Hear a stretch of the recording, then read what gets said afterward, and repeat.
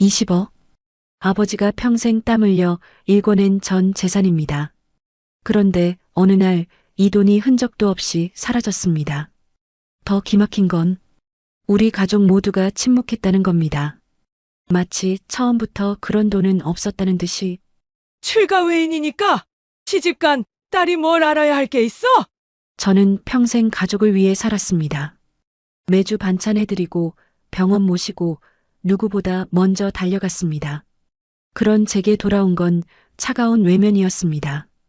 혹시 여러분도 느껴보셨나요? 가족 안에서 나만 모르는 비밀이 있는 것 같은 느낌. 다들 한패가 되어 나를 속이고 있는 것 같은 그 서늘한 기운. 제 어머니의 팔순 잔치날, 그날의 충격은 아직도 잊을 수 없습니다. 모든 선택에는 책임이 따릅니다. 저는 그 자리에서 일어났고 결심했습니다. 가족이라는 이름을 내려놓기로. 매정하다고요? 차갑다고요? 그럼 평생 헌신한 딸을 나무로 만든 사람들은 뭔가요? 지금부터 그 모든 이야기를 들려드리겠습니다. 아마 끝까지 들으시면 가족이라는 두 글자가 달리 보이실 겁니다. 설거지, 산책할 때 이어서 듣기 편하게 지금 구독만 눌러두세요. 우리네 사연극장이 다음 편을 자동으로 챙겨드립니다. 새벽 4시 반. 겨울바람이 옷깃을 파고드는 시장 골목입니다. 저는 김선아 54살의 반찬가게 사장입니다. 장바구니를 꼭 쥐고 좌판 앞에 쪼그려 앉아 물을 하나하나 들어보며 고릅니다. 손끝이 시려워도 이 시간이 좋습니다. 하루의 시작을 제 손으로 준비하는 시간이니까요. 사장님, 오늘도 일찍 나오셨네요. 무장수 할머니가 반갑게 인사를 건넵니다. 저는 미소 지으며 대답했습니다. 네, 신선한 걸로 골라야 손님들이 좋아하시죠. 그리고 오늘 아버지 오시는 날이라 특별히 좋은 걸로 준비하려고요. 아이고, 아버님이 복 많으시네. 딸이 이렇게 효심이 가득하니. 물을 고르는 중에도 아버지 생각이 났습니다. 매주 목요일이면 어김없이 가게에 들르시는 아버지. 늘 같은 말씀을 하시죠. 막내야, 물건 살 때는 꼭 제값 주고 사야 한다. 애누리에서 남의 것 빼앗으면 그게 다 업이 되어 돌아온다. 그래서인지 저는 한 번도 가격을 깎아본 적이 없습니다. 오히려 수고했다며 1,000원씩 더 얹어드리곤 했죠. 가게로 돌아오는 길 주머니에서 휴대폰이 울렸습니다. 아버지였습니다. 막내야, 오늘 몇 시쯤 갈까? 아버지, 10시쯤 오세요. 된장찌개 끓여 놓을게요. 그래, 우리 막내가 끓인 된장찌개가 제일이지. 전화를 끊고 나니 마음이 따뜻해졌습니다. 83세 나이에도 정정하신 아버지. 평생 공장을 운영하시며 억척스럽게 사신 분입니다. 가게 문을 열고 들어섰습니다. 어제 담가둔 김치를 꺼내 맛을 봤습니다. 딱 알맞게 익었네요. 아버지가 좋아하실 겁니다. 앞치마를 두르며 하루 일과를 시작했습니다. 물을 썰고 시금치를 다듬고 반찬 그릇을 정리합니다. 혼자 하는 일이지만 외롭지 않습니다. 오늘처럼 아버지가 오시는 날은 더더욱 그렇죠. 벽에 걸린 가족 사진을 봅니다. 아버지 팔순 잔치 때 찍은 사진입니다. 환하게 웃고 계신 아버지, 그 옆에 어머니와 큰오빠, 작은오빠, 그리고 저. 우리 막내가 제일 든든해. 사진을 찍으며 아버지가 제 어깨를 토닥이며 하신 말씀이 떠올랐습니다. 두 오빠가 있지만 유독 저를 아끼시는 아버지. 어머니는 가끔 딸 사랑이 너무 심하다고 타박하시지만 저는 그런 아버지가 좋습니다. 된장찌개 준비를 시작했습니다. 두부를 썰고 애호박을 어슷하게 썰고 청양고추도 준비했습니다. 아버지는 맵고 짭짤한 된장찌개를 좋아하시거든요. 아버지는 오늘은 무슨 말씀을 하실까? 창밖으로 해가 완전히 떠올랐습니다. 곧 남편이 야간 근무에서 돌아오고 손님들이 찾아오실 시간입니다. 그리고 10시가 되면 아버지가 오시겠죠. 오늘도 평범한 하루가 시작됩니다. 그때는 정말 몰랐습니다. 이런 평범한 일상이 얼마나 소중한 것인지를. 가게 문이 열리는 소리가 났습니다. 남편 동수가 야간 근무를 마치고 돌아왔습니다. 벌써 반찬 다 만들었어? 응, 오늘 아버지 오시는 날이잖아. 남편은 피곤한 얼굴로 의자에 앉으며 물었습니다. 아버님, 요즘 건강은 어떠셔? 적지 않은 나이인데도 정정하셔. 매주 목요일마다 안 와도 된다고 해도 꼭 오시더라. 제가 물을 썰며 말을 이었습니다. 오빠들은 바쁘다고 잘 안 와서 그런지 아버지는 나만 찾아오셔. 남편이 따뜻한 손난로를 제 손에 쥐어줬습니다. 당신은 늘 그래. 뭐든 당신 손으로 정리하더라. 제가 웃으며 대답했습니다. 아버지한테 배웠죠. 내일은 내가 책임지는 거라고. 남편이 커피를 한 모금 마시며 고개를 끄덕였습니다. 아버님도 참 대단하시지. 맨손으로 시작해서 공장까지 세우시고. 그러게요.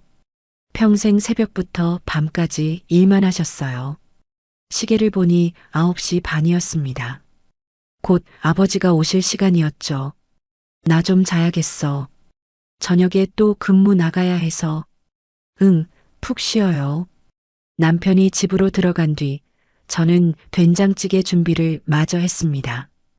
두부를 썰고 애호박을 어슷하게 썰고 청양고추도 준비했습니다. 아버지는 맵고 짭짤한 된장찌개를 좋아하시거든요. 손님 한 분이 들어왔습니다. 동네 아주머니였습니다. 사장님, 오늘 나물 뭐 있어요? 시금치랑 고사리 있어요. 아침에 시장에서 직접 골라온 거예요. 반찬을 포장해 드리는 동안 아주머니가 말씀하셨습니다. 사장님은 참 부지런해요. 매일 새벽에 시장 가시잖아요. 제 일이니까요. 신선한 재료로 만들어야 맛있잖아요. 아주머니가 나가시고 잠시 후 10시 정각. 가게 문이 열리며 익숙한 목소리가 들렸습니다. 막내야. 아버지였습니다. 검은 정장에 중절모를 쓰신 아버지. 83이라고는 믿기지 않을 정도로 꼿꼿한 자세였습니다. 아버지, 어서 오세요. 된장찌개 다 끓여놨어요. 그래, 우리 막내. 오늘도 고생이 많구나. 아버지가 의자에 앉으시며 가게를 둘러보셨습니다. 손님은 많이 오니? 네, 단골들이 꾸준히 와주세요. 제가 된장찌개를 내오자 아버지가 한 숟가락 드시며 만족스러운 표정을 지으셨습니다. 역시 우리 막내 솜씨가 최고야. 아버지가 그렇게 말씀하시면 기분 좋죠. 아버지가 밥을 드시며 말씀하셨습니다. 큰 놈은 요즘 어떻게 지내니? 큰오빠요? 버스회사 배차 일한다고 바빠요. 작은 놈은 철물점 운영하느라 정신없대요. 아버지가 고개를 끄덕이셨습니다. 다들 제 살길 찾아서 사는구나. 잠시 침묵이 흘렀습니다. 아버지가 숟가락을 놓으시고 제 얼굴을 보셨습니다. 막내야, 너는 행복하니? 갑작스러운 질문에 잠시 당황했습니다. 네, 그럼요. 저 행복해요. 그래, 그럼 됐다. 아버지가 다시 숟가락을 드셨습니다. 내가 해준 밥이 제일 맛있어. 어머니는 요즘 입맛이 없다고 제대로 안 해 먹더라. 어머니 모시고 자주 외식하세요. 제가 반찬도 더 많이 해드릴게요. 그래, 고맙다. 아버지가 식사를 마치시고 일어나셨습니다. 오늘도 잘 먹었다. 다음 주에 또 올게. 아버지, 조심해서 가세요. 아버지가 나가시려다 문 앞에서 돌아보셨습니다. 막내야. 네, 아버지. 내가 제일 든든하다. 알지? 그 말씀을 남기고 아버지는 가게를 나가셨습니다. 저는 아버지의 뒷모습을 바라보며 왠지 모를 뭉클함을 느꼈습니다. 그때는 정말 몰랐습니다. 이게 아버지와 이렇게 평온하게 보내는 마지막 목요일이 될 줄은. 일요일 오후 부모님 댁 거실입니다. 오랜만에 온 가족이 모였습니다. 큰오빠 노식이 버스회사 유니폼을 입은 채 앉아있고 작은오빠 노지는 휴대폰만 들여다보고 있습니다. 어머니는 차를 내오시고 아버지는 거실 한가운데 앉아 계십니다. 저는 부엌에서 과일을 깎아내왔습니다. 다들 오랜만이네. 아버지가 입을 여셨습니다. 큰오빠가 시계를 보며 대답했습니다.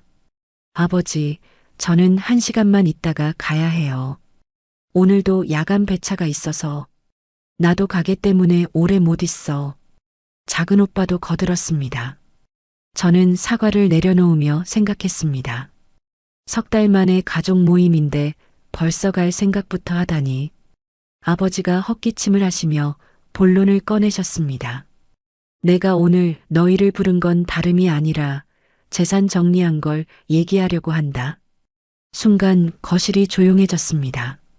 큰오빠가 휴대폰을 내려놓고 작은 오빠도 고개를 들었습니다. 공장하고 안동에 있던 땅, 그리고 상가까지 다 정리했다. 합쳐서 20억 정도 됐어. 어머니가 차를 내려놓으며 말씀하셨습니다. 영감, 그런 얘기는 나중에 해도 되잖아. 아니야. 미리 얘기해둬야 해. 내가 언제 어떻게 될지 모르니까. 아버지가 저희 삼남매를 차례로 보시며 말씀하셨습니다. 이 돈은 때가 되면 너희 삼남매한테 공평하게 나눠줄 거야. 큰오빠가 조심스럽게 물었습니다. 아버지, 그 돈이 지금 어느 은행에? 그건 내가 관리한다. 아직은 알 필요 없어. 작은 오빠가 끼어들었습니다. 아니, 그래도 어디 있는지는 알아야. 아버지가 손을 들어 말을 끊으셨습니다. 내가 정정한데 벌써부터 돈 찾을 생각하냐? 때가 되면 다 알려줄 거야. 그러시며 저를 보셨습니다. 막내야, 넌 어떻게 생각하니? 저는 조용히 대답했습니다. 아버지가 결정하신 대로 하세요. 아직 건강하신데 그런 얘기는 나중에 해도 돼요. 아버지가 만족스러운 표정을 지으셨습니다. 역시 우리 막내가 제일 현명해. 큰오빠가 불편한 기색을 보였습니다. 막내만 예뻐하시네. 어머니가 거들었습니다. 맞아. 맨날 막내 막내. 딸 사랑도 정도가 있지. 아버지가 정색하셨습니다. 선아가 너희들하고 다르잖아. 매주 어머니 병원 모시고 다니고 반찬 해다 드리고. 너희는 반년에 한 번은 오니? 큰오빠가 변명했습니다. 저는 회사 일이 바빠서. 바쁜 건 다 바빠. 그래도 선아는 시간 내서 오잖아. 작은 오빠도 덧붙였습니다. 형이랑 저는 아들이니까 밖에서 돈 버느라 바쁜 거죠. 딸이랑은 다르잖아요. 그 말에 제 가슴이 살짝 찔렸습니다. 하지만 아무 말도 하지 않았습니다. 어머니가 작은 오빠 편을 들었습니다. 맞아. 아들은 바깥일 하느라 바쁜 거야. 딸이 부모 챙기는 게 당연하지. 저는 그저 조용히 차를 마셨습니다. 남편과 저는 둘 다 일하는데 오빠들만 바쁘다는 게 말이 되나 싶었지만 굳이 따지고 싶지 않았습니다. 아버지가 다시 말씀하셨습니다. 어쨌든 20억은 내가 평생 모은 돈이다. 내가 죽고 나면 너희가 사이좋게 나눠 가져라. 네, 아버지. 저희는 동시에 대답했습니다. 하지만 각자의 눈빛은 달랐습니다.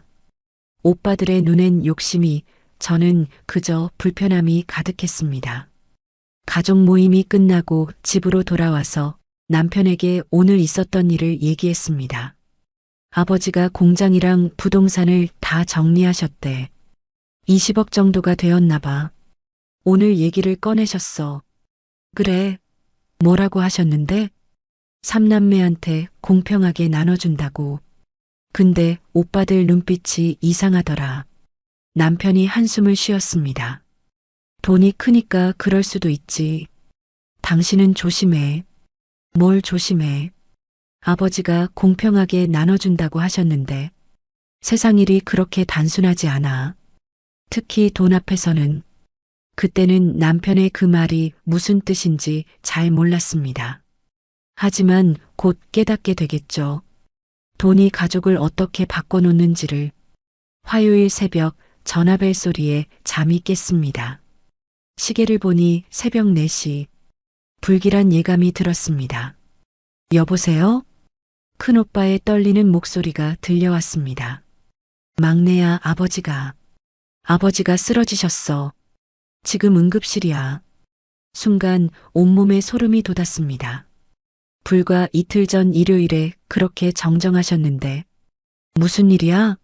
어떻게? 심장마비래. 어머니가 새벽에 화장실 가시다가 발견하셨대. 빨리 와. 전화를 끊고 급하게 옷을 입었습니다. 남편도 벌떡 일어났습니다. 무슨 일이야? 아버지가 쓰러지셨대. 응급실이야. 내가 같이 가자. 병원으로 가는 내내 손이 떨렸습니다. 제발 무사하시기를. 지난 목요일 가게에 오셔서 된장찌개 드시던 모습이 눈앞에 아른거렸습니다. 응급실 앞에 도착하니 어머니가 망연자실한 표정으로 앉아 계셨습니다. 큰오빠와 작은오빠도 와 있었습니다. 큰오빠는 눈이 퉁퉁 부어 있었고 작은오빠는 계속 고개를 숙이고 있었습니다. 어머니, 아버지는요? 어머니가 고개를 저으셨습니다. 눈물이 흘러내렸습니다. 이미 늦었대. 도착했을 때 이미 다리에 힘이 풀렸습니다. 남편이 저를 붙잡아주지 않았다면 그대로 주저앉았을 겁니다. 아버지, 목소리가 나오지 않았습니다. 큰오빠가 저를 안아주었습니다. 막내야, 너무 슬퍼하지 마. 아버지도 고통스러우셨을 텐데. 작은오빠도 울먹이며 말했습니다. 그래, 우리가 잘 모시고 보내드려야지. 의사가 나왔습니다. 급성 심근경색이었습니다. 새벽에 발생해서 발견이 조금만 빨랐어도 어머니가 자책하듯 흐느꼈습니다. 어제 저녁에 가슴이 좀 답답하다고 하시긴 했는데 체한 줄 알고 내가 바보처럼 제가 어머니 손을 잡았습니다. 어머니 잘못 아니에요. 누가 알았겠어요. 장례식장으로 아버지를 모시고 이동했습니다. 빈소를 차리는 동안 온갖 추억이 떠올랐습니다. 저를 무릎에 앉히고 놀아주시던 어린 시절, 대학 합격했을 때 눈물 흘리시던 모습, 제 결혼식 때 우리 막내 잘 부탁한다며 남편 손을 꼭 잡으시던 그 순간들. 어르신이 정말 선화를 아끼셨지. 조문객들이 하나둘 오기 시작했습니다. 그렇게 정정하시더니 인생무상이야. 선화야. 얼마나 슬프겠어. 아버님이 맨날 자랑하셨는데 저는 상주 자리에 앉아 조문을 받았습니다. 오빠들도 옆에서 함께 울었습니다. 우리는 그저 아버지를 잃은 자식들이었습니다. 3일장 내내 저는 거의 먹지도 자지도 못했습니다. 아버지와의 마지막 순간이 자꾸 떠올랐습니다. 우리 막내 된장찌개가 제일이야. 그게 아버지의 마지막 칭찬이었습니다. 장례가 끝나고 집으로 돌아온 날 밤, 남편이 따뜻한 차를 건네며 말했습니다. 많이 힘들지? 아버지가 너무 보고 싶어. 매주 목요일마다 오셨는데, 이제는 저는 남편 품에서 한참을 울었습니다. 천천히 받아들여. 시간이 필요해. 남편이 등을 토닥여 주었습니다. 유언도 못 남기시고 가셔서 마지막으로 하고 싶은 말씀이 있으셨을 텐데 그저 슬픔만 가득했던 그때 저는 몰랐습니다. 아버지의 갑작스러운 죽음이 우리 가족에게 어떤 폭풍을 몰고 올지를. 장례를 치르고 2주가 지났습니다. 저는 매일 부모님 댁에 들러 어머니를 돌봤습니다. 어머니는 밥도 제대로 못 드시고 방에만 계셨죠. 어머니, 죽 좀 드세요. 입맛이 없어. 그냥 둬. 어머니는 하루가 다르게 야위어 가셨습니다. 팔순의 나이에 평생의 반려자를 잃은 충격이 너무 크셨나 봅니다. 저녁이 되어 집에 돌아왔습니다. 남편이 걱정스러운 표정으로 물었습니다. 어머니는 좀 어떠셔? 안 드셔. 계속 이러시다가는 큰일 날 것 같아. 형님들은 안 와? 큰 오빠는 잠깐 한 번 들렸고 작은 오빠는 전화만 해. 남편이 한숨을 쉬었습니다. 당신 혼자 너무 무리하지 마. 그날 밤 잠이 오지 않아 거실에 나와 앉았습니다. 아버지가 남기신 것들을 정리해야 하는데 아직 아무도 그 얘기를 꺼내지 못하고 있었습니다. 아버지가 그렇게 큰 돈을 어디 두셨을까? 문득 그런 생각이 들었지만 이럴 때 돈 생각을 하는 제 자신이 부끄러웠습니다. 다음 날 큰오빠에게서 전화가 왔습니다. 막내야, 이번 주말에 집에 모이자. 어머니도 계속 그러고 계실 순 없고 무슨 얘기하려고? 그냥 아버지 일도 정리해야 하고 삼남매가 의논할 게 있잖아. 전화를 끊고 불안한 마음이 들었습니다. 주말이 되었습니다. 오랜만에 삼남매가 부모님 댁에 모였습니다. 어머니는 여전히 방에만 계셨습니다. 큰오빠가 먼저 입을 열었습니다. 우리 이제 현실적인 얘기를 좀 해야 할 것 같아. 작은 오빠가 거들었습니다. 맞아. 아버지가 남기신 거라도 확인해 봐야지. 저는 조심스럽게 말했습니다. 아직 49제도 안 지났는데 좀 이른 거 아니야? 막내야, 현실을 봐야지. 어머니 병원비도 있고 집 관리비도 내야 하고 큰오빠의 말도 일리가 있었습니다. 그럼 일단 아버지 서재부터 정리해 볼까? 우리는 아버지 서재로 들어갔습니다. 책상 서랍을 열어봤지만 예상했던 서류는 보이지 않았습니다. 매매 계약서들과 오래된 사진들만 있을 뿐이었습니다. 아버지가 그 큰 돈을 어디 두셨을까? 집 어딘가에 금고라도 있나? 작은 오빠가 고개를 갸웃거렸습니다. 어머니한테 여쭤봐야 하나? 어머니가 지금 그런 얘기 들으실 상태가 아니잖아. 제가 말했습니다. 큰오빠가 한숨을 쉬었습니다. 그래. 일단은 더 기다려보자. 어머니가 좀 안정되시면 그때 여쭤보는 게 맞겠다. 집으로 돌아와서 남편에게 오늘 있었던 일을 얘기했습니다. 아버지가 그 큰 돈을 어디 두셨는지 모르겠어. 통장에 두셨으면 집 어딘가에 있을 것 같은데 현금으로 보관하셨을 수도 있지. 그 시대 어른들은 은행을 못 믿는 경우도 많았으니까. 20억이나 되는 돈을 현금으로. 남편이 고개를 끄덕였습니다. 집에 금고 같은 거 없었어? 글쎄, 잘 모르겠어. 아버지가 그런 얘기는 안 하셨는데. 근데 오빠들 표정이 이상하더라. 뭔가 조급해하는 것 같았어. 남편이 잠시 생각하더니 말했습니다. 당신은 욕심내지 마. 아버지가 공평하게 나눠준다고 하셨으니까. 저는 고개를 끄덕였습니다. 하지만 마음 한구석에선 불안감이 커져갔습니다. 그 큰 돈이 정말 집 어딘가에 있다면 누가 먼저 찾느냐가 문제가 될 수도 있겠다는 생각이 들었습니다. 그날 밤 아버지가 꿈에 나타나셨습니다.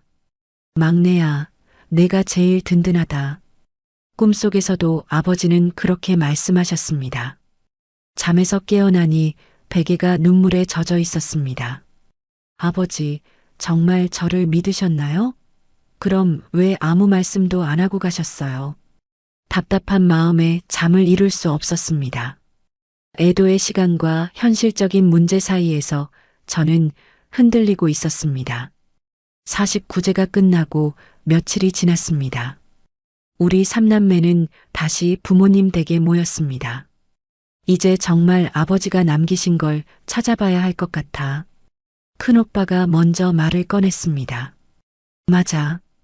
20억이 어디 있는지 확인해야지. 작은 오빠도 거들었습니다. 어머니가 거실 소파에 앉아 계셨습니다. 여전히 수척하셨지만 예전보다는 나아 보이셨습니다. 어머니, 혹시 아버지가 돈을 어디 두셨는지 아세요? 제가 조심스럽게 물었습니다. 어머니가 잠시 생각하시더니 말씀하셨습니다. 글쎄, 통장에 있을 수도 있고, 일단 서재부터 찾아봐라. 우리는 아버지 서재로 들어갔습니다. 책상 위에 가지런히 놓인 만년필과 안경을 보니 가슴이 먹먹해졌습니다. 통장부터 찾아보자. 작은 오빠가 서랍을 열기 시작했습니다. 한참을 뒤지다가 드디어 통장 몇 개를 발견했습니다. 찾았다. 하지만 통장을 확인한 순간 모두 실망했습니다. 농협에 300만 원, 우체국에 500만 원. 그게 전부였습니다. 이게 다야? 20억은 어디 간 거야? 큰오빠가 당황한 표정을 지었습니다. 혹시 다른 통장이 더 있나? 제가 다시 서랍을 뒤졌지만 더 이상 통장은 없었습니다. 어머니가 방에서 나오시며 말씀하셨습니다. 아버지가 은행을 못 믿으셔서 현금으로 보관하셨을 수도 있어. 현금으로요? 그 많은 돈을? 제가 놀라서 물었습니다. 집 어딘가에 금고가 있을 거야. 찾아봐라. 그렇게 우리는 집 전체를 뒤지기 시작했습니다. 안방 장롱 뒤, 다락방, 창고까지. 오빠들도 열심히 찾는 모습이었습니다. 여기 뭔가 있어. 큰오빠가 안방 벽장에서 소리쳤습니다. 달려가 보니 낡은 이불 뒤에 회색 금고가 숨겨져 있었습니다. 드디어 찾았다. 우리 모두 긴장한 표정으로 금고를 꺼냈습니다. 비밀번호를 알아야 하는데 작은 오빠가 말했습니다. 어머니가 다가오시더니 조심스럽게 번호를 누르기 시작했습니다. 아버지 생일로 해볼게. 아니네. 결혼기념일은 이것도 아니구나. 여러 번호를 시도했지만 금고는 열리지 않았습니다. 어머니도 당황하신 것 같았습니다. 이상하네. 분명 이 중 하나일 텐데. 한참을 더 시도하다가 어머니가 갑자기 무언가 생각난 듯 말씀하셨습니다. 아, 맞다. 선아 생일로 한번 해봐라. 아버지가 막내를 제일 아끼셨으니까. 제 생일을 눌렀더니 딸칵 소리와 함께 금고가 열렸습니다. 순간 가슴이 뛰었습니다. 아버지가 정말 저를 생각하며 비밀번호를 정하셨구나. 하지만 금고 안은 텅 비어 있었습니다. 서류 몇 장과 낡은 사진첩만 있을 뿐이었습니다. 뭐야? 왜 비어 있어? 작은 오빠가 황당한 표정을 지었습니다. 이게 어떻게 된 거지? 큰 오빠도 금고 안을 들여다보며 믿을 수 없다는 듯 고개를 저었습니다. 저는 서류를 꺼내 확인했습니다. 부동산 매매 계약서들이었습니다.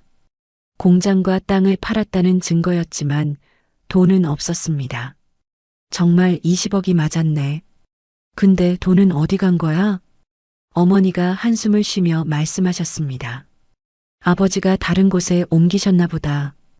혹시 은행 대여금고나. 내일 은행에 가서 확인해 보자. 큰오빠가 제안했습니다. 저녁이 되어 지친 몸으로 집에 돌아왔습니다. 남편에게 오늘 일을 얘기했습니다. 금고는 찾았는데 비어 있었어. 내 생일이 비밀번호였어. 아버님이 정말 당신을 아끼셨나 보네. 근데 그 돈이 어디 갔을까? 20억이 그냥 사라질 수는 없잖아.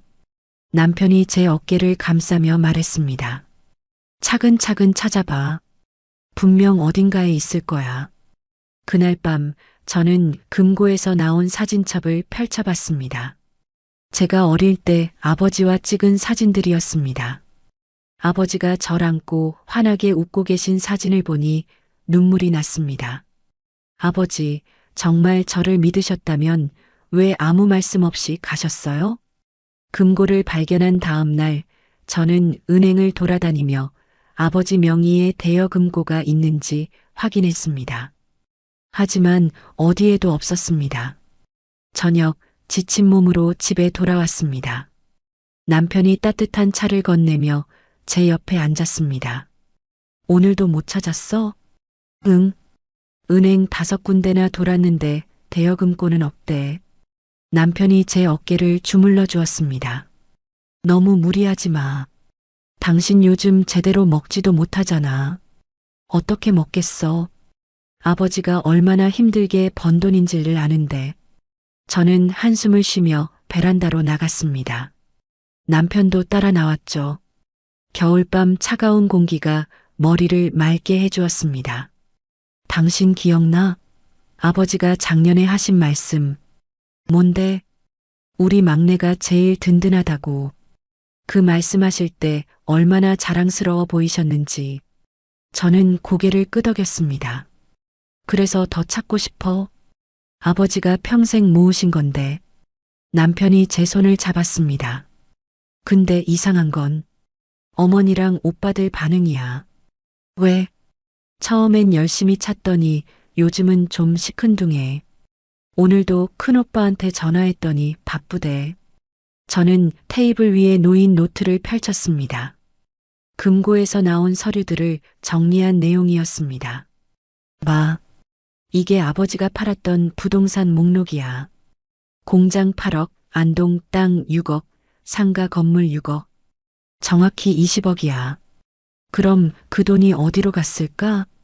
그게 미스터리야. 현금으로 뺐다가 금고에 넣었는데 왜 비어 있지? 남편이 잠시 생각하더니 말했습니다. 혹시 아버지가 누군가에게 맡기셨을 수도. 누구한테? 아버지는 가족 외에는 아무도 안 믿으셨는데 그때 휴대폰이 울렸습니다. 어머니였습니다. 선아야, 내일 집에 올 수 있니? 네, 어머니. 무슨 일 있으세요? 아버지 옷 정리하려고. 혼자는 힘들어서 전화를 끊고 남편에게 말했습니다. 내일 어머니 도와드리러 가야 해. 그래. 근데 당신 너무 혼자 짊어지지 마. 오빠들도 있잖아. 오빠들은 바빠. 늘 그랬듯이. 다음 날 부모님 댁에서 아버지 옷을 정리했습니다. 양복 주머니를 확인하다가 작은 메모를 발견했습니다. 막내야, 너가 제일 믿음직하다. 너를 믿는다. 아버지 글씨였습니다. 눈물이 났습니다. 어머니, 이거 보세요. 어머니가 메모를 보시더니 눈을 돌리셨습니다. 아버지가 늘 너를 아끼셨지. 근데 어머니, 정말 돈이 어디 있는지 모르세요? 어머니가 잠시 침묵하시더니 말씀하셨습니다. 선아야, 돈이 그렇게 중요하니? 중요하죠. 아버지가 평생 모으신 건데요. 가족이 더 중요하지 않을까? 이상한 대화였습니다. 무언가 숨기시는 것 같았지만 더 묻기는 어려웠습니다. 집으로 돌아온 저녁 남편과 다시 베란다에 앉았습니다. 어머니가 이상해. 뭔가 아시는 것 같은데 말씀을 안 해주셔. 혹시 오빠들이 이미. 아니야. 그럴 리 없어. 다 같이 찾았잖아. 남편이 제 등을 토닥였습니다. 당신 아버지가 쓰신 메모들 다시 한번 정리해봐. 뭔가 단서가 있을지도 몰라. 저는 그날 밤 아버지가 남기신 모든 메모와 서류를 다시 펼쳐놓고 하나하나 읽었습니다. 하지만 돈의 행방을 알 수 있는 단서는 없었습니다. 아버지, 정말 어디에 두신 거예요? 창밖을 보니 별이 반짝이고 있었습니다. 아버지가 계신 곳에서 저를 보고 계실까요? 남편이 담요를 가져다 제 어깨에 둘러주었습니다. 너무 늦었어. 이제 자자. 응. 고마워. 뭐가? 늘 내 편이 되어줘서. 남편이 미소 지었습니다. 당연한 거잖아. 우리는 가족이니까. 그 말에 마음이 따뜻해졌습니다. 적어도 남편은 늘 제 곁에 있어주니까요. 아버지가 돌아가신 지 2달이 지났습니다. 저는 여전히 매주 어머니 댁에 들러 반찬을 해드리고 병원을 모시고 다녔습니다. 하지만 분위기는 예전과 달랐습니다. 어머니, 무릎 주사 맞으러 가야 해요. 그래. 고맙다. 병원 대기실에서 어머니와 나란히 앉아 있었습니다. 선아야. 네, 어머니. 이제 그만 찾았으면 좋겠다. 네. 뭐요? 그 돈 말이야. 아버지도 하늘에서 불편하실 거야. 저는 어머니를 바라봤습니다. 2달 전만 해도 같이 찾자고 하셨던 분이 왜 이러실까요? 하지만 20억이에요. 그냥 없던 일로 할 순 없잖아요. 돈이 다가 아니야. 아버지 생각도 해야지. 우리가 이렇게 돈하는 모습을 보시면 어떠시겠니? 어머니의 말씀에 할 말을 잃었습니다. 그날 저녁 큰오빠에게 전화했습니다. 오빠, 이번 주말에 다시 집 수색해보자. 혹시 놓친 곳이 있을지도 몰라. 막내야, 이제 그만하자. 왜? 2달이나 찾았는데 없잖아. 아버지가 다른 데 쓰셨나 보지. 그럴 리 없어. 분명 어딘가 있을 거야.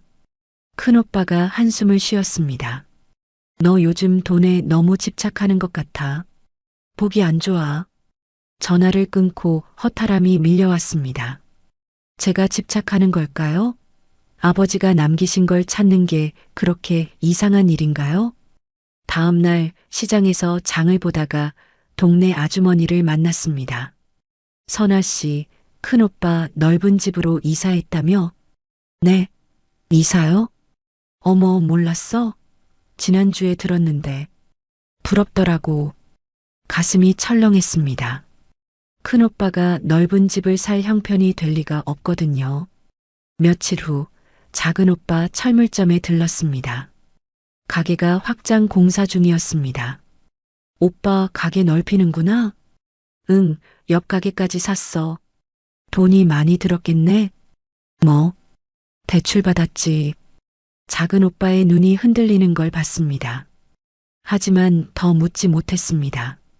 주말 저는 혼자 부모님 댁에 가서 다시 집을 뒤지기 시작했습니다.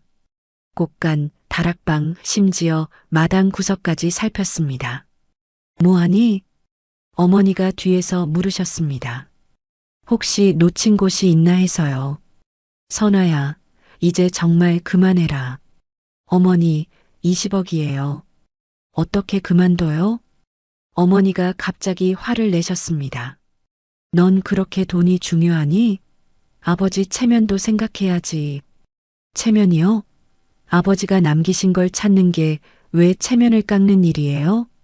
출가한 딸이 친정 재산 찾아 헤매는 꼴이 보기 좋아? 그 말에 가슴이 아팠습니다. 출가한 딸. 결국 저는 그런 존재인가요? 집으로 돌아와 남편에게 하소연했습니다.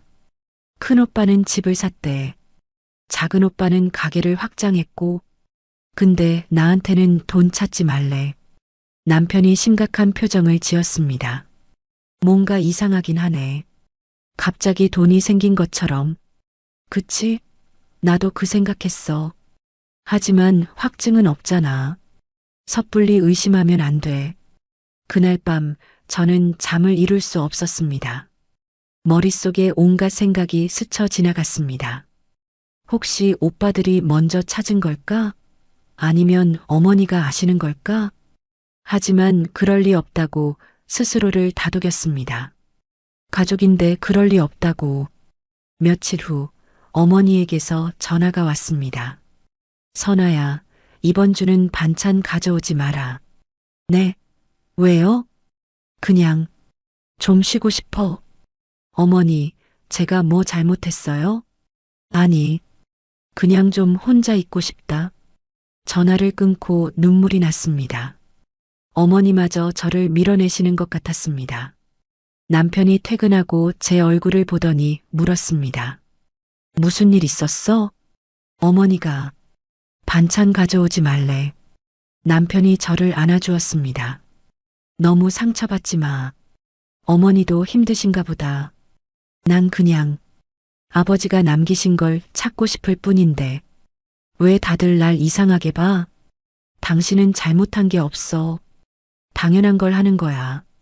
그날 밤 저는 아버지 사진을 보며 중얼거렸습니다. 아버지, 정말 어디 두신 거예요? 왜 아무도 모르는 거예요? 창밖에는 비가 내리기 시작했습니다. 마치 제 마음처럼 우울한 날씨였습니다. 이제 정말 포기해야 하는 걸까? 하지만 마음 한구석에서는 아직 포기할 수 없다는 목소리가 들려왔습니다. 아버지가 저를 믿으셨다면 분명 이유가 있을 거라고. 석 달이 지났습니다. 저는 이제 돈 찾기를 거의 포기한 상태였습니다. 그날도 부모님 댁에 들러 마당을 쓸고 있었는데 차고에 세워진 아버지 차가 눈에 들어왔습니다. 먼지가 수북이 쌓인 검은색 그랜저. 아버지 차도 이제 처분해야 하는데 차 문을 열고 들어갔습니다. 아버지 향수 냄새가 아직도 남아 있었습니다. 운전석에 앉아 잠시 아버지를 떠올렸습니다. 뒷좌석을 정리하다가 문득 글러브 박스가 눈에 들어왔습니다. 그러고 보니 차 안은 제대로 확인해 본 적이 없었습니다. 글러브 박스를 열었습니다. 차량 서류들 사이에 두꺼운 봉투가 있었습니다. 꺼내보니 통장과 사진이 들어 있었습니다. 통장을 펼치는 순간 숨이 멎을 것 같았습니다. 입금 20억 원. 그리고 바로 아래 출금 20억 원. 아버지가 돌아가시기 일주일 전 날짜였습니다. 현금으로 전액 인출하신 거였습니다. 손이 떨렸습니다. 그럼 정말로 20억을 현금으로 금고에 넣으셨던 거였습니다. 그런데 왜 금고는 비어 있었을까요? 금고도 아닌 다른 곳에 보관하신 걸까요? 봉투 안에 사진을 꺼냈습니다. 작년 설날 온 가족이 함께 찍은 사진이었습니다. 아버지가 환하게 웃으시며 어머니와 우리 삼남매를 안고 계셨습니다. 사진 뒤에는 아버지 글씨가 있었습니다. 내가 사랑하는 가족들 모두 행복하게. 눈물이 났습니다. 아버지는 우리 모두를 사랑하셨습니다. 차별 없이 공평하게. 집으로 돌아와 통장을 다시 살펴봤습니다. 분명히 현금 20억을 인출하셨습니다. 그럼 그 돈은 어디로 간 걸까요? 남편에게 보여줬습니다. 이거 봐. 아버지가 정말 현금으로 뺐어. 근데 금고는 비어 있었잖아. 누군가 가져간 거 아닐까? 누가? 가족밖에 없는데. 저는 다시 가족들에게 연락했습니다. 오빠, 중요한 거 발견했어. 이번 주말에 꼭 만나자. 또 무슨? 아버지가 20억 현금으로 인출한 통장이야. 제발 와. 큰오빠가 한숨을 쉬었습니다.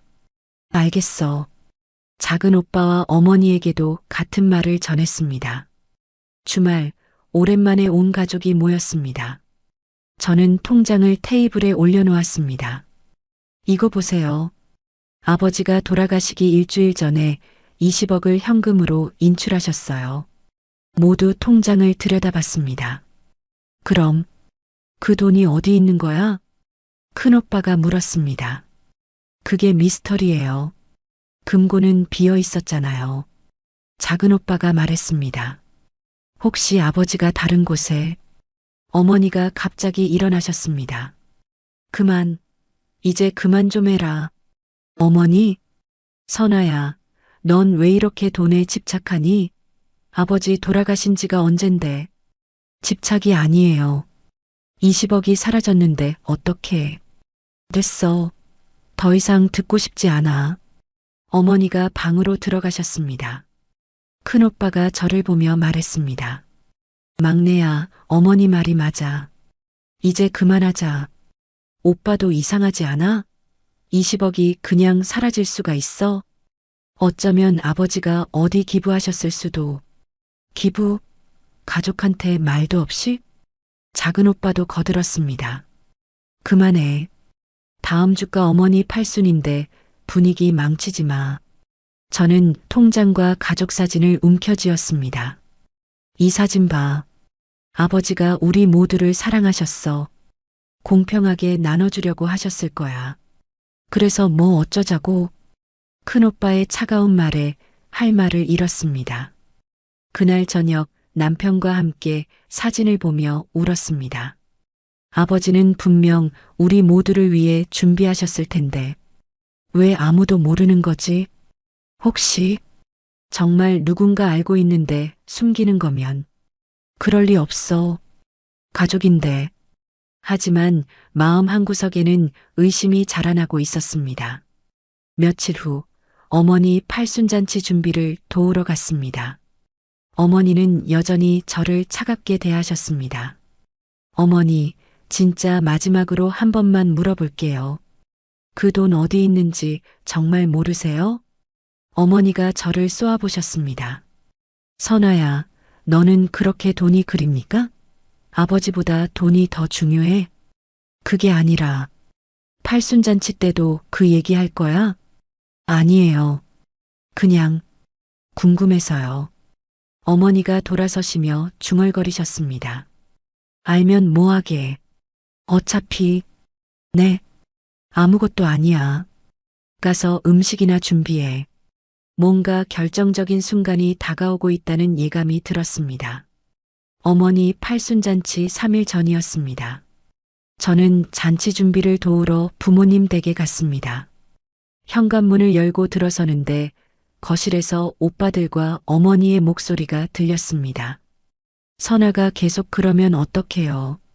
작은 오빠 목소리였습니다. 그러니까 이제 정말 지긋지긋해. 큰 오빠도 거들었습니다. 저는 조용히 다가가 거실 문 앞에 섰습니다. 어머니가 좀 강하게 나가셔야 해요. 계속 이렇게 캐물으면. 알았어. 내가 알아서 할게. 어머니의 목소리는 피곤해 보였습니다. 제가 거실로 들어서자 대화가 뚝 끊겼습니다. 뭐하고 계셨어요? 아, 막내 왔네. 잔치 준비 얘기하고 있었어. 큰오빠가 어색하게 웃었습니다. 그래요? 제가 도와드릴 게 뭐 있어요? 음식 주문 확인 좀 해줄래? 큰오빠가 서류를 건네셨습니다. 하지만 눈을 마주치지 않으셨습니다. 오빠들은 자리를 떴습니다. 어머니와 둘만 남자 저는 조심스럽게 말을 꺼냈습니다. 어머니, 제가 뭘 그렇게 잘못했어요? 잘못한 게 뭐가 있니? 그럼 왜 다들 저를 이상하게 봐요? 아버지 유산 찾는 게 그렇게 나쁜 일인가요? 어머니가 한숨을 쉬셨습니다. 선아야, 넌 시집간 몸이잖아. 친정일에 너무 깊이 관여하는 게 시집갔어도 딸이에요. 아버지, 어머니의 딸이요. 딸은 딸이지. 하지만 출가 외인이야. 그 말이 비수처럼 가슴에 꽂혔습니다. 그래서요? 그래서 저는 유산도 받을 자격이 없다는 거예요? 내가 언제 그런 말을 했니? 지금 그렇게 말씀하시는 거잖아요. 어머니가 갑자기 소리를 지르셨습니다. 그래, 넌 받을 자격 없어. 만족하니? 순간 시간이 멈춘 것 같았습니다. 어머니가 놀란 듯 입을 다무셨지만 이미 늦었습니다. 어머니, 방금 뭐라고 하셨어요? 아니, 그게 아니라 받을 자격이 없다고요? 왜요? 제가 딸이라서요? 어머니가 고개를 돌리셨습니다. 팔순잔치 준비나 해.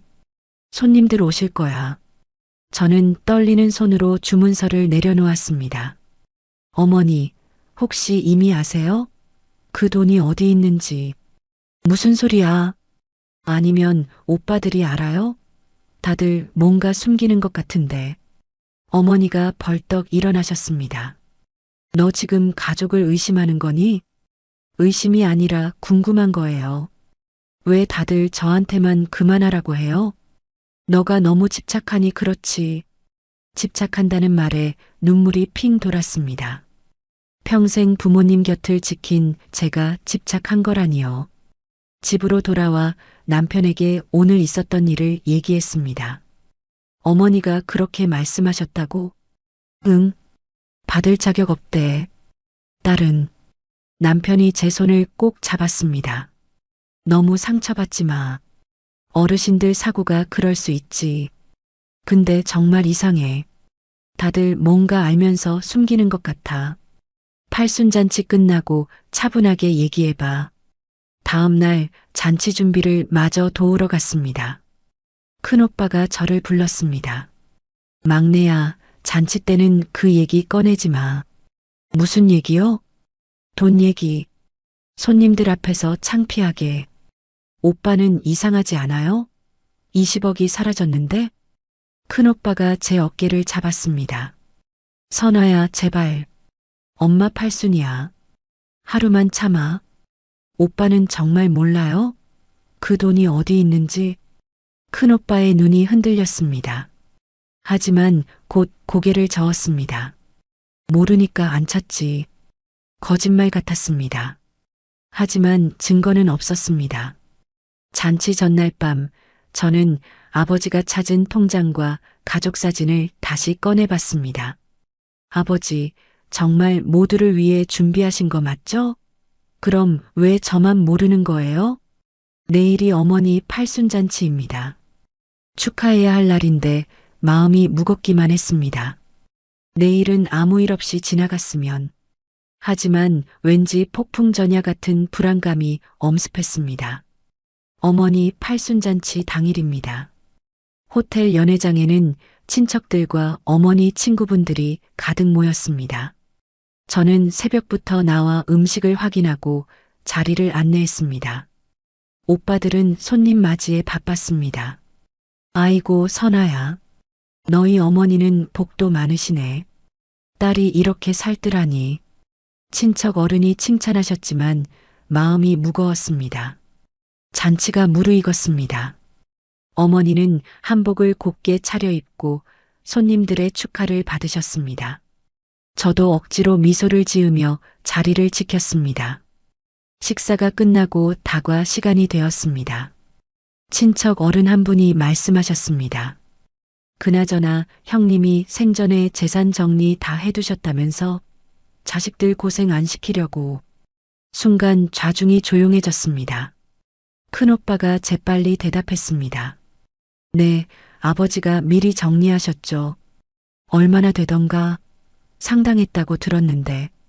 또 다른 친척이 거들었습니다. 저는 참지 못하고 입을 열었습니다. 20억이었어요. 근데 어디 있는지 아무도 몰라요. 좌중이 웅성거렸습니다. 어머니의 얼굴이 굳어졌습니다. 20억? 그 많은 돈이 어디 갔다는 거야? 친척 어른이 놀라서 물었습니다. 큰오빠가 저를 제지했습니다. 막내야, 오늘은 그만. 아니에요. 다들 알아야 해요. 아버지가 현금으로 20억을 인출하셨는데 금고는 텅 비어 있고 어디에서도 찾을 수가 없어요. 그게 무슨... 친척들이 수군거리기 시작했습니다. 어머니가 갑자기 일어나셨습니다. 얼굴이 불그락푸르락했습니다. 됐어. 그만해. 어머니, 다들 궁금해하시잖아요. 그 돈이 어디? 내가 줬다. 오빠들한테 다 줬어. 연회장이 순식간에 조용해졌습니다. 저는 귀를 의심했습니다. 뭐라고요? 어머니가 떨리는 목소리로 말씀하셨습니다. 우리 집 장남 12억, 차남 8억. 내가 줬다. 다리에 힘이 풀렸습니다. 의자를 잡지 않았다면 쓰러졌을 겁니다. 언제 주셨어요? 장례 끝나고 일주일쯤 뒤에 줬다. 그럼 그동안 다 알고 계셨던 거예요? 저만 빼고. 어머니가 고개를 끄덕이셨습니다. 왜 저는... 넌 결혼했으니 출가외인 아니더냐? 남의 가족은 물려받을 게 없어. 아들이 바로 서야 가정이 바로 서는 거야. 그 말에 가슴이 찢어지는 것 같았습니다. 어머니가 오빠들을 더 챙기는 건 알았습니다. 그래도 이렇게 직접 들으니 가슴이 찢어질 듯 아팠습니다. 아버지는 공평하게 나누라고 하셨어요. 아버지가 뭘 알아? 세상이 어떻게 돌아가는지도 모르고. 저는 떨리는 손으로 가방에서 가족 사진을 꺼냈습니다. 이거 보세요. 아버지가 차에 남기신 거예요. 내 사랑하는 가족들. 모두 행복하게라고 쓰셨어요. 모두라고요. 어머니가 사진을 보시더니 눈을 감으셨습니다. 그래도 난 아들한테만 줄 거야. 그게 우리 집안 법도야. 집안 법도요? 평생 어머니 병원 모시고 반찬 해드리고 매주 찾아뵌 건 저예요. 오빠들은 명절 때나 왔잖아요. 그게 딸 도리지. 도리는 딸만 하고 유사는 아들만 받나요? 친척들이 웅성거렸습니다. 누군가 말했습니다. 아니, 요즘 세상에 그게 무슨. 큰오빠가 나섰습니다. 막내야, 어머니 팔순인데 이러지 마. 오빠도 다 알고 있었던 거잖아요. 그동안 다 거짓말이었다니. 큰오빠가 고개를 숙였습니다. 작은 오빠도 마찬가지였습니다. 미안하다. 하지만 어머니 뜻이라. 미안하다고요? 석 달 동안 저 혼자 미친 사람처럼 찾아다녔는데 눈물이 쏟아졌습니다. 분노와 배신감에 온몸이 떨렸습니다. 다들 저를 바보로 봤나 봐요. 딸이니까 어차피 줄 것도 없으니까 속여도 된다고 어머니가 소리쳤습니다. 그래, 넌 받을 자격 없어. 시집간 딸이 왜 친정 재산을 탐내. 그 말에 연회장이 술렁였습니다. 친척들이 어머니를 말렸습니다. 언니, 그런 말은. 저는 일어섰습니다. 더 이상 이 자리에 있을 수 없었습니다. 알겠습니다. 저는 출가 외인이고 받을 자격이 없다고요. 그럼 이제부터 출가 외인답게 살겠습니다. 무슨 소리야? 모든 선택에는 책임이 따른다는 것만 알고 계세요. 앞으로 연락하지 마세요. 저도 안 할 테니까. 그 말을 끝으로 연회장을 나왔습니다. 뒤에서 누군가 부르는 소리가 들렸지만 돌아보지 않았습니다. 밖으로 나오니 차가운 바람이 불었습니다. 눈물이 멈추지 않았습니다. 평생 가족을 위해 살았는데 결국 저는 그저 출가 외인일 뿐이었습니다. 팔순잔치장을 나온 저는 택시를 타고 집으로 향했습니다. 차창 밖 풍경이 흐릿하게 보였습니다. 눈물 때문이었죠. 집에 도착하니 남편이 현관에서 기다리고 있었습니다. 어떻게 됐어? 저는 아무 말 없이 남편을 끌어안고 울었습니다. 한참을 울고 나서야 겨우 말을 꺼낼 수 있었습니다. 어머니가 오빠들한테만 줬대. 처음부터 다 알고 있었어. 남편의 얼굴이 굳어졌습니다. 뭐라고? 그동안 다 거짓말이었다는 거야? 응. 나는 출가 외인이라 받을 자격이 없대. 남편이 주먹을 불끈 쥐었습니다. 이건 너무하잖아. 당신이 그동안 얼마나. 됐어. 이미 끝난 일이야. 저는 거실 테이블에 앉아 휴대폰을 꺼냈습니다. 가족 단톡방에 메시지가 몇 개 와 있었습니다. 막내야, 너무 그러지 마. 엄마 팔순인데 왜 그래? 연락해. 얘기하자. 메시지들을 보다가 저는 결심했습니다. 단톡방에 마지막 메시지를 남겼습니다. 저는 이제 연락하지 않겠습니다. 출가 외인이라면 출가 외인답게 살겠습니다. 모든 선택에는 책임이 따릅니다. 어머니와 오빠들도 선택의 책임을 지세요. 저는 여기까지입니다. 그리고 단톡방을 나왔습니다. 큰오빠에게서 전화가 왔지만 받지 않았습니다. 작은 오빠도 어머니도 전화했지만 모두 거절했습니다. 그것이 그들의 마지막 연락이었습니다. 그들도 더 이상 연락하지 않았죠. 정말 괜찮아? 남편이 걱정스럽게 물었습니다. 응. 오히려 시원해. 정말이었습니다. 무거운 짐을 내려놓은 것 같았습니다. 평생 딸로서 최선을 다했어. 병원 모시고 반찬 해드리고 용돈 드리고. 근데 결국 나는 남이었어. 당신은 잘못한 게 없어. 알아. 그래서 더 이상 미련도 없어.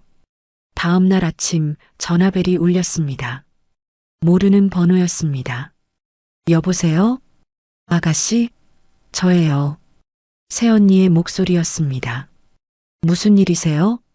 어제 일 들었어. 정말 너무했다. 난 몰랐어. 정말이야. 아가씨가 얼마나 고생했는데. 이건 아니지. 새언니의 위로가 오히려 눈물 나게 했습니다. 고마워요, 언니. 근데 이제 다 지난 일이에요. 그래도 언니도 곤란하실 거예요. 이만 끊을게요. 전화를 끊고 저는 일상으로 돌아갔습니다. 가게 문을 열고 반찬을 만들고 손님을 맞았습니다. 그날 저녁 남편과 베란다에 앉아 차를 마셨습니다. 이제 우리 둘만 남았네. 그래도 충분해. 남편이 제 손을 잡았습니다. 앞으로 어떻게 할 거야? 그냥 내 삶을 살 거야. 더 이상 누군가의 딸로서가 아니라 나 김선아로서. 그날 밤 저는 아버지 사진을 서랍 깊숙이 넣었습니다. 가족 사진도 통장도 모두 함께요. 아버지, 저 잘하고 있는 거죠? 아버지라면 이해해 주실 거죠? 대답은 들리지 않았지만 왠지 아버지가 고개를 끄덕이시는 것 같았습니다. 한 달, 두 달. 시간이 흘렀습니다. 가족들의 연락은 완전히 끊겼고 저도 연락하지 않았습니다. 명절이 와도 어버이날이 와도 저는 움직이지 않았습니다. 때로 동네에서 오빠들 소식이 들려왔습니다. 큰 오빠는 여전히 넓은 집에서 잘 살고 있고 작은 오빠는 가게가 잘 된다고. 하지만 저는 더 이상 관심이 없었습니다. 후회 안 해? 어느 날 남편이 물었습니다. 전혀. 오히려 잘한 일이야. 그래도 가족인데. 가족? 날 출가 외인이라고 한 사람들이? 저는 고개를 저었습니다. 난 내 선택에 후회 없어. 그들도 자기들 선택에 책임져야지. 그렇게 1년이 흘렀습니다. 완전한 단절의 시간이었습니다. 저는 제 삶을 살았습니다. 가게는 번창했고 남편과의 시간은 평화로웠습니다. 친정 생각이 안 난 건 아니었지만 돌아갈 마음은 없었습니다. 이게 내 선택이야. 저는 매일 아침 거울을 보며 되뇌었습니다. 후회 없어. 정말 그랬습니다. 단 한 번도 먼저 연락하고 싶다는 생각이 들지 않았습니다. 1년 6개월이 지난 어느 날이었습니다. 가게에서 김치를 담그고 있는데 휴대폰이 울렸습니다. 모르는 번호였습니다. 여보세요? 막내야. 나다. 큰오빠의 목소리였습니다. 1년 반 만에 듣는 목소리에 잠시 말을 잃었습니다. 무슨 일이야? 차갑게 물었습니다. 어머니가 치매 진단을 받으셨어. 순간 손에서 젓가락이 떨어졌습니다. 치매? 초기야. 아직은. 알아보시고 다 기억하셔. 근데 의사가 진행이 빠를 수도 있대. 저는 잠시 침묵했습니다. 그래서 한번 와서 어머니 좀 봐. 모든 기억을 잃기 전에. 내가 왜? 막내야, 그래도 어머니잖아. 저는 한숨을 쉬었습니다. 출가 외에는 어머니도 없어. 오빠가 한 말 잊었어? 그때는 상황이 그래서 나한테 연락한 진짜 이유가 뭐야? 큰오빠가 잠시 머뭇거렸습니다. 어머니가 너 보고 싶어 하셔. 거짓말하지 마. 정말이야. 가끔 너의 이름을 부르셔. 전화를 끊고 한참을 고민했습니다. 저녁에 남편에게 얘기했습니다. 어머니가 치매래. 그래. 심각해? 초기라는데. 날 보고 싶어 하신대. 남편이 제 손을 잡았습니다. 어떻게 할래? 모르겠어. 1년 반이나 연락 안 했는데. 그래도 마지막이 될 수도 있잖아. 기억을 잃기 전에. 며칠을 고민했습니다. 결국 저는 부모님 댁으로 향했습니다. 현관문을 열고 들어서니 낯선 느낌이 들었습니다. 한때는 제 집처럼 드나들던 곳인데 거실에 어머니가 앉아 계셨습니다. 많이 야위셨고 머리도 하얗게 새셨습니다. 어머니가 고개를 들어 저를 보셨습니다. 잠시 멍하니 보시더니 갑자기 눈물을 흘리셨습니다. 선아야. 정말 선아니?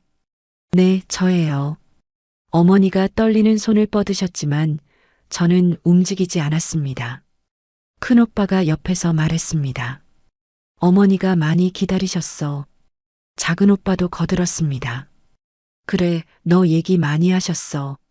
저는 그들을 차갑게 바라봤습니다. 치매 진단은 언제 받으셨어? 한 달 전에. 그동안 왜 연락 안 했어? 큰오빠가 시선을 피했습니다. 너도 연락 안 했잖아. 내가 왜 안 했는지 알면서. 어머니가 갑자기 제 손을 잡으셨습니다. 선아야, 미안하다. 저는 어머니를 바라봤습니다. 이제 와서요? 내가 잘못했어. 너한테 너무 못되게 굴었어. 어머니의 눈에서 눈물이 흘렀습니다. 평생 고생만 시켰는데 결국 남 취급했지. 미안해. 어머니, 아버지 돈. 내가 잘못했어. 딸도 자식인데. 내가 미안하다. 어머니가 제 손을 꼭 쥐셨습니다. 용서해 줄 수 있니? 이 못난 엄마를. 저는 눈물을 참으려 애썼습니다. 1년 반 동안 쌓아둔 마음의 벽이 흔들렸습니다. 어머니가 제게 했던 말 기억하세요? 출가 외인 남의 가족. 미안해. 정말 미안해. 내가 잘못했어. 어머니의 손이 떨리고 있었습니다. 치매로 인한 떨림인지 감정 때문인지 알 수 없었습니다. 저는 그 주름진 손을 내려다봤습니다. 한때는 저를 키워주신 손이었죠. 마음속에서 두 목소리가 싸웠습니다. 용서하고 싶은 마음과 아직도 아픈 마음이. 어머니, 제 목소리도 떨렸습니다. 정말 많이 아팠어요. 평생 딸로서 최선을 다했는데. 알아. 내가 다 알아. 너만 고생시켰어.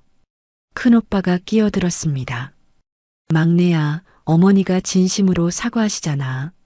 저는 큰오빠를 돌아봤습니다. 오빠는 미안하지 않아? 12억 받고도 모르는 척 했잖아. 작은 오빠가 고개를 숙였습니다. 미안해. 우리도 잘못했어. 한참을 침묵하다가 저는 어머니의 손을 살며시 잡았습니다. 어머니, 사과 받아들일게요. 어머니의 얼굴이 밝아졌습니다. 정말 용서해 주는 거니? 어머니는 어머니니까요. 그래도 어머니니까. 눈물이 한 방울 떨어졌습니다. 저도 모르게 흘러나온 눈물이었습니다. 고맙다. 선아야, 정말 고맙다. 어머니가 제 손을 더 꽉 잡으셨습니다. 저는 일어섰습니다. 어머니, 오늘은 이만 갈게요. 마음이 아직 정리가 필요해요. 그래. 와줘서 고마워. 오빠들과 눈이 마주쳤지만 아무 말도 하지 않았습니다. 그들과는 아직 할 말이 없었습니다. 집을 나서는데 봄바람이 불었습니다. 마음이 복잡했습니다. 어머니를 용서하긴 했지만 모든 게 예전으로 돌아갈 수는 없다는 걸 알았습니다. 집을 나서 대문을 열고 나가려는데 뒤에서 발소리가 들렸습니다. 막내야, 잠깐만. 큰오빠와 작은오빠가 쫓아왔습니다. 무슨 일이야? 얘기 좀 하자. 큰오빠가 주위를 둘러보더니 목소리를 낮췄습니다. 어머니 일 말인데. 왜? 치매가 진행되면 누군가는 돌봐야 하잖아. 작은오빠가 거들었습니다. 그래, 우리는 일이 있어서 너가 좀 맡아주면 안 될까? 저는 두 오빠를 번갈아 봤습니다. 이 순간 깨달았습니다. 오빠들의 사과는 진심이 아니었다는 것을. 오빠들은 정말 미안한 게 아니었구나. 무슨 소리야? 어머니 돌봄을 나한테 떠넘기려고 부른 거잖아. 큰오빠가 당황했습니다. 그게 아니라 12억, 8억 받았잖아. 그 돈으로 간병인 쓰면 되지. 그건 작은오빠가 말했습니다. 그 돈은 이미 사업이랑 집 사는 데 썼어. 그건 오빠들 선택이잖아. 저는 단호하게 말했습니다. 모든 선택에는 책임이 따른다고 했어. 돈 받을 때는 좋았으면서 이제 와서 책임은 나한테? 그래도 너도 자식이잖아. 자식이 부모를. 또 그 얘기야? 유산 받을 때는 출가 외인이고 돌볼 때는 자식이야? 오빠들이 할 말을 잃었습니다. 난 어머니를 용서했어. 천륜이니까. 하지만 오빠들과는 다르지. 막내야. 어머니는 가끔 뵈러 올게. 그것도 내가 하고 싶을 때만. 하지만 돌봄은 오빠들 몫이야. 큰오빠가 화를 냈습니다. 너무 매정한 거 아니야? 매정하다고? 1년 반 동안 연락 한 번 없던 사람들이? 그건 오빠들이 받은 돈이면 충분히 좋은 요양원에 모실 수 있어. 아니면 간병인을 쓰든지. 작은 오빠가 애원하듯 말했습니다.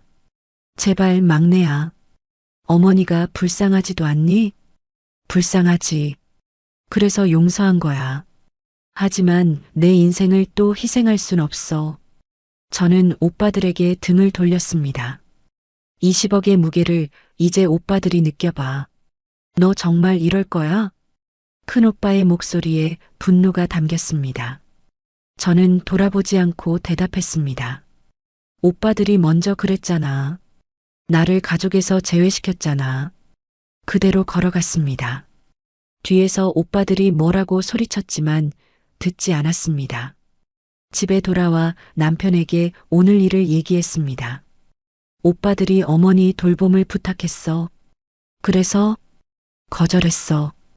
돈 받은 사람들이 책임져야지. 남편이 고개를 끄덕였습니다. 잘했어. 당신이 또 희생할 필요 없어. 근데 어머니는 용서했어. 정말 어머니니까. 그래도 어머니니까.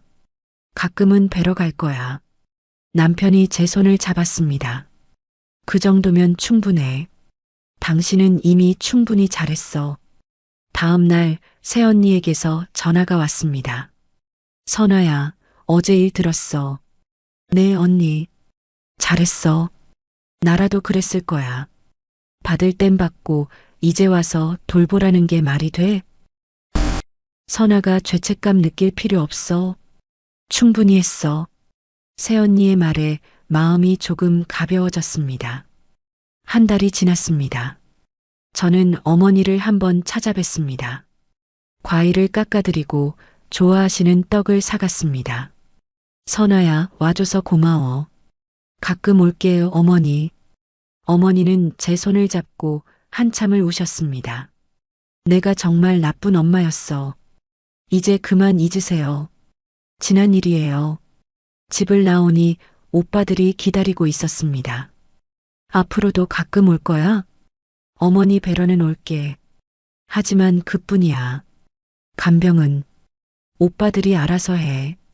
난 내 삶을 살 거야. 그것이 제 마지막 대답이었습니다. 저는 이제 자유롭습니다. 완전한 용서는 아니지만 증오도 없습니다. 어머니는 어머니니까 가끔 뵙겠지만 더 이상의 희생은 없습니다. 이것이 제가 찾은 균형입니다. 2년이 더 지났습니다. 새벽 4시 반, 저는 여전히 시장으로 향합니다. 똑같은 시간, 똑같은 장바구니를 들고. 하지만 마음은 완전히 달라졌습니다. 사장님, 오늘도 일찍 나오셨네요. 무장수 할머니가 반갑게 인사하십니다. 네, 할머니. 좋은 거로 골라주세요. 물을 고르며 문득 아버지 생각이 났습니다. 하지만 이제는 아프지 않습니다. 그저 따뜻한 추억일 뿐입니다. 가게로 돌아와 반찬을 준비합니다. 오늘은 목요일. 예전엔 아버지가 오시던 날이었죠. 이제는 저와 남편이 함께 점심을 먹는 날입니다. 10시 남편이 들어왔습니다. 오늘 된장찌개야? 응, 당신이 좋아하는 걸로. 우리는 마주 앉아 밥을 먹었습니다. 평범하지만 평화로운 시간입니다. 참, 어머니는 어떠시대? 남편이 물었습니다. 지난주에 갔을 때는 괜찮으셨어. 나를 알아보시고. 다행이네. 응. 간병인분이 잘 돌봐주시더라. 오빠들이 결국 간병인을 고용했습니다. 제가 단호하게 거절하자 다른 선택이 없었겠죠. 저는 한 달에 한두 번 어머니를 뵙습니다. 과일을 깎아드리고 좋아하시는 음식을 사가고 1시간쯤 얘기하다 옵니다. 그 이상도 그 이하도 아닙니다. 선아야, 고마워. 지난주 어머니가 제 손을 잡고 하신 말씀입니다. 뭐가요, 어머니? 와줘서, 날 용서해줘서. 어머니는 어머니예요. 그걸로 충분해요. 어머니는 이제 많은 걸 잊어가십니다. 하지만 저를 못 알아보실 때까지는 가끔 뵐 생각입니다. 그게 제가 할 수 있는 전부입니다. 오빠들과는 어머니 집에서 마주칠 때만 인사를 나눕니다. 그들은 여전히 제게 서운해하지만 저는 개의치 않습니다. 막내야, 너무 매정한 거 아니야? 가끔 큰오빠가 그렇게 말합니다. 오빠가 선택한 길이야. 나도 내 길을 선택했고 더 이상의 대화는 없습니다. 저녁 집에서 남편과 차를 마십니다. 베란다에서 바라본 도시의 야경이 아름답습니다. 후회 없어? 남편이 가끔 묻습니다. 전혀. 오히려 감사해. 뭐가? 이렇게 내 삶을 찾았잖아. 정말입니다. 저는 더 이상 누군가의 딸로만 살지 않습니다. 김선아라는 한 사람으로 삽니다. 가게는 잘 되고 있고 단골 손님들은 여전히 제 반찬을 좋아해 주십니다. 남편과의 시간은 평온하고 가끔 여행도 다닙니다. 있잖아. 응? 예전엔 가족한테 인정받으려고 애썼어. 딸 노릇 잘하려고. 그랬지. 지금은 달라. 나를 위해 살아. 그게 훨씬 행복해. 남편이 미소 지었습니다. 그게 맞는 거야. 가끔 친구들이 묻습니다. 친정과 왜 그렇게 됐냐고. 저는 담담하게 대답합니다. 각자의 선택이었어. 모든 선택에는 책임이 따르니까. 이제 저는 압니다. 가족이라는 이름이 모든 걸 용서하는 면죄부는 아니라는 것을, 사랑도 존중도 일방적일 수 없다는 것을. 어머니를 용서한 건 제 마음의 평화를 위해서였습니다. 오빠들과 거리를 둔 것도 제 삶을 지키기 위해서였고요. 아버지가 살아계셨다면 뭐라고 하셨을까? 가끔 그런 생각을 합니다. 막내야, 너가 옳다. 너의 삶을 살아라. 아버지라면 그렇게 말씀하셨을 것 같습니다. 오늘도 하루가 저뭅니다. 내일도 새벽 4시 반에 일어나 시장에 가겠죠. 반찬을 만들고 손님을 맞고 남편과 저녁을 먹을 겁니다. 평범한 일상입니다. 하지만 이제는 이 평범함이 얼마나 소중한지 압니다. 제 이야기를 들어주신 분들께 말씀드리고 싶습니다. 가족이라는 이름으로 희생만 강요받고 계신가요? 사랑한다면서 정작 존중은 받지 못하고 계신가요? 용기를 내세요. 자신을 지키는 건 이기적인 게 아닙니다. 저는 이제 자유롭습니다. 완벽하진 않지만 평온합니다. 이것이 제가 찾은 답입니다. 여러분, 긴 이야기 들어주셔서 감사합니다. 오늘 제가 들려드린 이야기가 누군가에게는 위로가, 또 누군가에게는 용기가 되었기를 바랍니다. 살면서 우리가 가장 많이 화를 내고 가장 많이 상처 주는 사람이 누군지 아시나요? 바로 가족입니다. 부모님께, 자식에게, 형제자매에게. 우리는 가장 가까운 사람에게 가장 날카로운 말을 쏟아냅니다. 왜일까요? 익숙하니까요. 어차피 가족이니까 이해해 줄 거라고, 용서해 줄 거라고 생각하니까요. 하지만 익숙함에 속아서 우리는 때로 가장 소중한 것을 잃습니다. 제 이야기에서 어머니와 오빠들도 그랬습니다. 저를 당연하게 여겼죠. 딸이니까 당연히 헌신할 거라고, 당연히 양보할 거라고, 당연히 이해할 거라고. 그 당연함이 결국 우리 가족을 갈라놓았습니다. 가족이라는 이름은 특별합니다. 하지만 그 특별함이 서로를 함부로 대해도 된다는 허가증은 아닙니다. 오히려 가족이기 때문에 더 조심해야 합니다. 더 존중해야 하고 더 아껴야 합니다. 나중에 사과하면 되지. 가족인데 이해하겠지. 혈육인데 끝까지 참아주겠지. 이런 생각이 가족을 병들게 합니다. 저는 어머니를 용서했습니다. 하지만 예전으로는 돌아갈 수 없었죠. 한번 깨진 신뢰는 쉽게 회복되지 않습니다. 여러분의 가족은 어떠신가요? 혹시 누군가를 당연하게 여기고 계시진 않나요? 늘 곁에 있을 거라고, 늘 참아줄 거라고 착각하고 계시진 않나요? 아직 늦지 않았다면 오늘이라도 표현하세요. 고맙다고, 미안하다고, 사랑한다고. 가족이 영원할 거라는 착각은 버리세요. 가족도 노력해야 지킬 수 있는 관계입니다.